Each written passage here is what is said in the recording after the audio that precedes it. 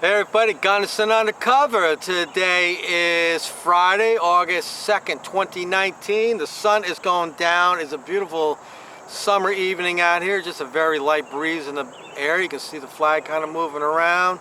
That stinky one in the background, that's not going anywhere. Shit doesn't fly unless it hits a fan, right? So we're going to talk about something that I've been alluding to for a while now, and I finally got this guy here with me to do the video. I'm always talking about these road pirates, especially like home dels. Just an example, because there's many of them. There's many home dels out there where they sit in the road all day long and they just write ticket after ticket after ticket for the same old thing, and their ticketing enforcement never seems to do anything other than put money in their pocket, because they've been doing it for years and they're still doing it, and people are still getting tickets. So you take a little town, let's give an example, Englishtown, one of my favorite towns that depends on tickets. Ticket revenue. Ticket revenue. They have to have that ticket revenue. Even my dear friend out there, Chief Peter Cook, He's a great guy. I like Pete. He's not a bad guy, like okay? Pete. We buried the hatchet. But anyway, even he will agree privately that they need that money, period. So we're going to explain to you how to beat them at their own game. Now, this is not legal advice. Those seeking legal advice should contact a licensed attorney. That's right. This is just two bumbleheads who have come up with a way to screw the system, to stick it to them, beat them at their own game. Now, what I'm going to tell you is that if I get a ticket, say that you get a ticket, and the ticket is I don't know, it's a stupid ticket, tail light out. It's just some dumb ticket that they like to do all the time. I'll give you an example. I don't know, I get a ticket, it's $50 or $80. So I get a ticket, a stupid ticket for $80, not come to a full stop or something. Most of us just pay the ticket and go about our business, and the town wins. They get the money. But here's the way we screw them. You get the ticket, you plead not guilty. You're going to say, oh, Gunnison, so what? No, not so what, because you're going to plead guilty, which means you now have to appear in court. But there's a few things that you do in the meanwhile that's going to tie them up. And what I'm going to have to, he's going to explain to you what it is. But if you figure, you take a town like Keyport, New Jersey, it's a big revenue generator in the municipal court. I've sat in there and I've seen it in action. South River's another one. So if you got, say they issue 150 tickets that week, and they're all $50 or $80, and everybody pays them, they made money for doing nothing. But suppose those 150 people decided they're going to plead not guilty, and they're going to do a few other things. Guess what? They're SOL. They're SOL. Now they got a lot of paperwork to do. The judge has got a lot of work, and you're going to plead guilty, but I mean not guilty. You know you're not going to win, but that's not the purpose of it. The purpose is to tie them up and jam them up. And the worst thing can happen to you, you got to pay court costs, $20.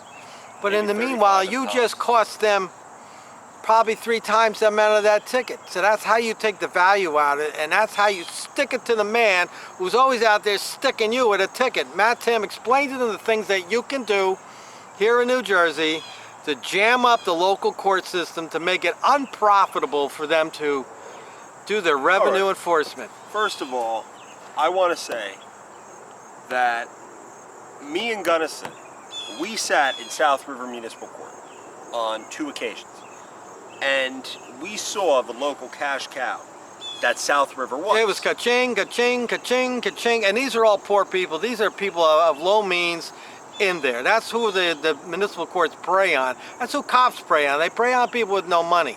Exactly. Because people with money have influence. That day, without exaggerating, when me and Gunnison sat in South River Municipal Court, within an hour, they probably generated in between $20,000 and $30,000 worth of revenue. I remember one lady there, an older lady, probably my age around there, and I don't know, somehow her little ticket mushroomed into $1,000, and I remember this look on her face like, I can't pay that. And I know that feeling because I've been there, where somebody says, hey, you got to pay this, you got to pay by this time or else, and you're like, I don't have this money. So with that with that said, and that story, which I remember very well as well, if they're going to cost you $1,000, guess what? You cost the system $3,000 to $4,000 to fight back. Okay? Right. And here's how you do it. We don't live, folks, in the 1950s or the 1960s where it's your word against the police. Now, almost without exception, every municipal police department in the state has dash cams in their police cars. And now it's becoming more commonplace, not universal yet, where the cops have body cams. Guess what, folks?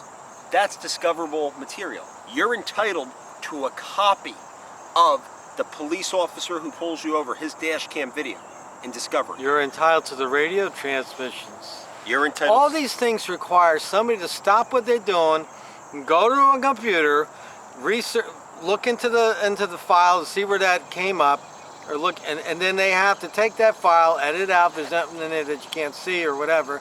Then they have to put it in a file or burn it on a CD and give it to you. It takes time. That's right. That's right. And the way to do this is simple. Here's what happens. If tomorrow you get a ticket, here's what I do. I got a ticket a while back in a small town in Union County, which Gunnison Undercover is very familiar with. And in this small town in Union County, the first thing I did was I researched the discovery rules. And I wrote a short letter saying, under Rule 7:7, under Rule 7:7-7, which is the New Jersey Municipal Court Discovery Rule, I request copies of the police officer's dash cam video, a copy of his report, a copy of his radio transmissions. Now, and there was also 2 or 3 other documents that I requested. The first thing that the town did is the town had not provided me with half of the discovery at the date of trial. Oops.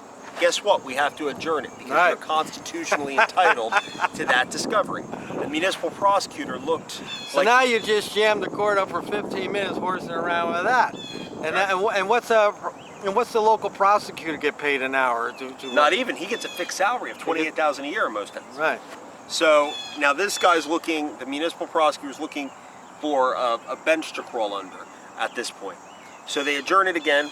I come back a second time. Well, the dash cam was accidentally destroyed in that case. So then you know what happens? So now, because I filed discovery, now the dash cam was destroyed. That means there's what's called a spoliation of evidence. And that's when evidence that you're constitutionally entitled to is not available, either because they didn't collect it or because it was destroyed. In my particular case, the prosecutor offered me a deal, a sweetheart deal on a traffic ticket. You know what I told him? To go pound sand on Long Beach Island. That's what I told him, literally. But I don't expect the average person to know how to do this. You need some paralegal skills, if not legal skills, to do the next part. But now, when you're not given the materials that you requested, you can file what's called a motion to dismiss the ticket against you. And by filing that motion to dismiss, guess what? You're going to cost them. You're adding another step, but they got to stop what they're doing. They got to respond to this motion. They got to argue for or against the motion. So again, you're tying them up again. And that's the biggie, because now that prosecutor, who I just said is on a fixed salary, he's going to have to take in between 2 and 3 hours to draft up a response, come into court and argue it, or just choose, hey, well, we're not going to oppose it, which in some cases is really the smart thing to do. But just by doing that, by me putting 2 to 3 hours of work in my traffic case and spending what, $14 on certified mail, because there were 2 certified mailings. You have to, when you file a discovery request or you file a motion to dismiss, it's always best practice to certify mail a copy to the municipal court in care of the municipal prosecutor, and also a copy to the municipal police department. So in that case, for $14 I cost this municipality over $3,000 to fight for $185. Now, there's some letter you told me about. What was that letter? It's called a discovery letter. And that's the first step. You get the ticket, you file what's called a discovery request under 777. And that discovery request is when you request all the materials that they have against you. In the average traffic ticket case, the biggie is going to be a copy of the officer's dash cam and his audio. Right. That is your bread and your butter. Because you know what? That cop can't change the narrative. That video says it all. That cop takes a stand and he's trying to chase his tail, trying to rewrite the narrative. Oh, well, what do you mean my client didn't come to a complete stop? Or what do you mean Well, you're not even going to see the whole part. You're not even going to get on the stand. Even if you do, you know it's a charade. You know the whole thing you're doing is a charade. You know you're going to get found guilty, but that... Not necessarily. Chances are. Here's the deal. The deal is you don't really care, okay? The point of what we're telling you is that Jam them up. you jam them up. So you take some little town like Keyport who wrote out 150 tickets and majority of people just pay it and go about their business. Well, if you started jamming up, even if you didn't do all those things that he's talking about. Just one of them. Just one of them. Just ask for discovery in the officer's report. Okay, and you pleaded not guilty. You imagine if 150 people showed up on that day, and had requested a hearing and a trial? Guess what they got to do? They got to start setting more court dates. They got to do more work because they're so used to whatever percentage of people will fight it, but most people just don't because they know the system is rigged and you're going to get screwed no matter what. Because we all know that they're not going to believe your word against the cop, because even though the cops lie, and we know they lie, the cop has credibility and you don't. John, in NJ Law Journal, this is going back a couple of years, not recent, but it's under 10 years. NJ Law Journal had a huge article on the topic we're talking about. And they said that in a non-criminal municipal court case, a traffic court case, that the average percentage of cases that are tried is under 10%. It's about 5%. Right, because you got an $80, like I got a ticket for supposedly not stopping at a four-way stop sign. That car in front of me, I was stopped, he goes, I inched up, I kept going. You know, I could have hired a lawyer and paid $400 or $500, and then it's a crapshoot. You know, it's like, well, why want to pay the $500 for a lawyer? Or should I just pay the $85 ticket and take the hit on my car insurance? So my rationale is, what do? Pay the lawyer or pay the insurance company? Who do I hate more? Well, I hate lawyers more, not this one, but, you know, who do I hate more? I'd rather give my money to the insurance company than to give it to a lawyer. And there are ways I've gotten, and there are ways that we've talked about before. I mean, in a lot of these towns, when they set up a traffic light or when they have a stop sign, the stop sign wasn't properly registered. Right. Or it wasn't properly recorded. You're entitled to a copy of that information. Right, too. I got stopped in a parking lot because I didn't stop at a stop sign, even though the stop sign is in the shopping center parking lot. And he was preying on people out there, that cop. He probably is, and it's like, well, how do I know that sign's? I never thought about a stop sign being legal or not. I mean, anybody can come stick a stop sign, and it doesn't mean it's legal. Yeah. As a matter of fact, one of the places I go frequently to exercise, in their parking lot, they have 3 or 4 handicap spots, and I know none of them meet legal muster. I'm keeping my mouth shut until the day I get a ticket for parking in one of those handicap spots. That's when I'll contest it. And people don't know, and the system profits off of your ignorance. That's why we're always telling you things to trying to help you and educate you about your rights and things to do. So, in concluding of this video, the way to screw the system, people like Home Dell like to sit out there on Laurel Avenue and do their bullshit, or you take Englishtown out there doing their little traffic stops trying to generate money, or you take somebody like Belmar Police sitting there doing pedestrian crossings, sticking people with a $80 ticket or whatever it is for the crosswalk thing. You jam them up. You just say, I need the discovery, the officer's report. I need these things, and I want a hearing, a trial. And then you're gonna go to that thing, and you're gonna wait. The whole point is to waste their time, because time is money to them. Oh yeah. It's a lot more money than you and I. And traffic court typically is held at nighttime, so that's how you screw them up. So you got a town that likes to play road pirate with everybody.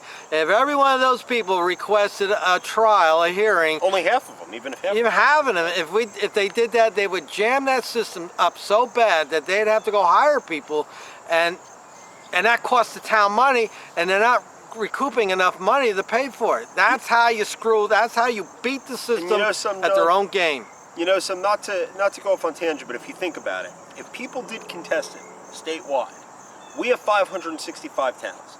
If half the people that got tickets contested them and half the towns in the state, okay, what would happen is they'd have to probably reinvent a new system. Oh, by the way, here in New Jersey, say you get a ticket, speeding ticket. I think it's more. You get a careless driver. $85. No, Well, that's more than that now. A careless driving's a couple hundred. all right, well, let's just give an argument. Say that the ticket is $100. It's a state violation, motor vehicle code. The town gets only half of that, $50. So when you think about it, so say I got an $85 stop, not going through, rolling through a four-way stop sign. If I fought that thing, the town's really only getting $42.50. And if I wanted to take that thing and try it and jam them up for a little while, I mean, just 15 minutes of the courtroom just cost them more than $40. And At least. and that's how you screw them. I'm Gunnison Undercover. And the other thing that I want to he's say. not done yet. Hold on. The other thing, you made me think of something. You provoked a thought in my head, which you do more times than not. You make me think about things. And the other thing that could happen in a situation like he's mentioning, and more times than not, the town, because they're only getting half the money from the traffic ticket, they could make a deal with you where he pleads guilty. They're going to take his state traffic ticket and amend it to a municipal ordinance ticket, in which case he's going to pay the same amount. Nothing's going to get reported to DMV. The town keeps 100% of the money. He's a total winner. Right. They're a winner. Everybody goes home happy. Right. But you're not going to get that far unless you fight back. So when you go to or when you get a traffic ticket, I strongly suggest, and I would do it, you file a discovery request. You request a copy of the cop's dash cam. Or you request a copy. It's easy to get police reports. Most towns are set up. You go down to the court clerk, the records department, and they'll give you they give you a copy of the officer's thing. If you want the dash cam and all that, that's a discovery, Oprah request. I would not send it in as an Oprah request. I would send it in. Well, because you know what's going to say it's an active investigation. That's right. That's absolutely right. You don't have the litigant's right to the information. I would send in a copy. I hereby request in discovery in the matter of ticket number, colon, and then list all the items that you want. You send a copy of that to the municipal court. You send a copy of that to the police department. You're good. Right, and it's all to jam them up and keep them busy. And the first time they deny that, okay, no municipal judge wants to get reversed, because the system works this way. People are trying to work their way upwards in the system. Most of your municipal court judges want superior court judgeships. If they get reversed 8 or 9 times on cases, guess what? Their chances of getting a superior court judgeship have shrunk to next to nil. All I know is if 150 people decide they're going to plead not guilty, and the court's used to seeing, I don't know, 10% of those people in court, maybe they got 10% got a court appearance required. Have a lawyer. All of a sudden, 150 people want to show up on the 21st. They want trials. They want trials. They got motions. That prosecutor will have a nervous breakdown. He'll quit. He'll say, for $28K a year, find somebody else. Right. Because they're all there to make money off. And this is how you turn around. This is how you're going to still pay the ticket. We all acknowledge that. But the whole point is that you'll pay the $80, but they're going to be paying $3,000 to deal with you. And that's the whole point of this. At least. I'm Gunnison Undercover. This is Matt Tim. Till next time, people. We're watching you. You're watching us. We're watching you. And what do we say about our rights? Come on, Matt. Make your rights strong again. Exercise them! Arrgh. You see that wandering nose? Look at those guns. All right. Maybe they're not as good as they used to be because I've been lifting for a while. Till next time, people.